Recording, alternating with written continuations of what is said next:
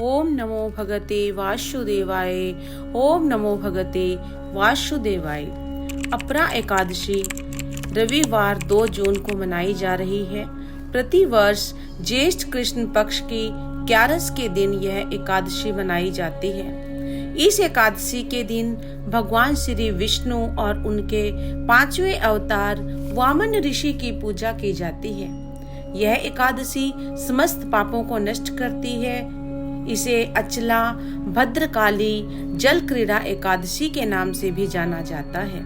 अपरा एकादशी व्रत के प्रभाव से मनुष्य बड़े से बड़े पाप जैसे ब्रह्म हत्या, भूत प्रेत योनि, दूसरों की निंदा आदि जैसे सब पाप नष्ट हो जाते हैं। इस दिन ओम नमो भगवते वासुदेवाय, ओम हूं विष्णुवे नमः, ओम नमो नारायणाय, ओम नमो नारायणाय, श्रीमन नारायण नारायण नारायण, श्रीमन नारायण नारायण नारायण, ओम नारायणाय विद्महे वासुदेवाय धीमहि तन्नो विष्णु प्रचोदयात् आदि मंत्रों का उच्चारण किया जाता है। इस दिन भगवान विष्णु को ऋतुफल, गुड़, चने की दाल, खरबूजा, ककड़ी, मिठाई आदि का भोग भी लगाया जाता है। अभी ज्येष्ठ कृष्ण एकादशी व्रत की कथा। युधिष्ठिर कहने लगे कि ये भगवान, ज्येष्ठ कृष्णा एकादशी का क्या नाम है तथा उसका क्या महत्व है, सो आप कृपा करके कहिए।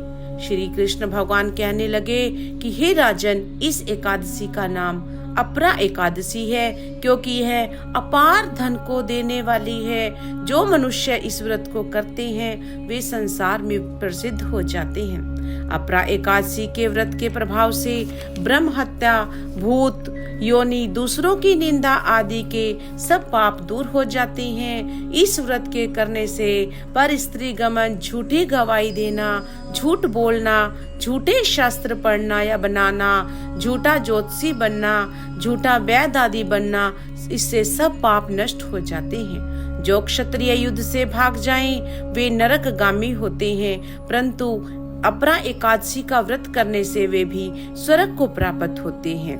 जो शिष्य गुरु से विद्या ग्रहण करते हैं, उनकी निंदा करते हैं, वे अवश्य नरक में पड़ते हैं। मगर अपरा एकादशी का व्रत करने से वे भी इस पाप से मुक्त हो जाते हैं।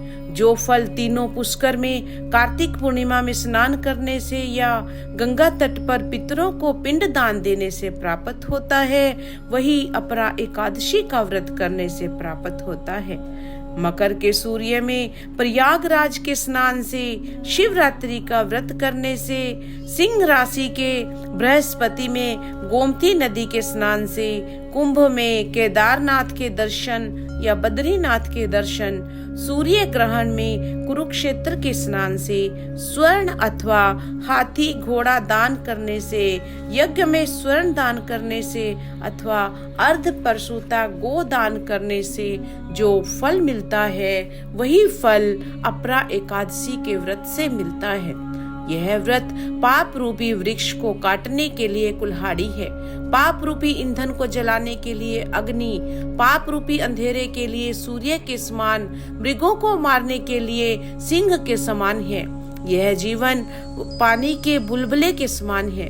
अतः मनुष्यों को पापों से डरते हुए इस व्रत को अवश्य करना चाहिए। अपरा एकादशी का व्रत तथा भगवान का पूजन करने से मनुष्य सब पापों से छूटकर विष्णु लोक को चला जाता है। हे राजन, यह अपरा एकादशी की कथा मैंने लोकहित के लिए कही है। इसको पढ़ने अथवा सुनने से मनुष्य सब पापों से छूट जाता है। कथा समाप्त होती है। बोल श्री कृष्ण भगवान की जय।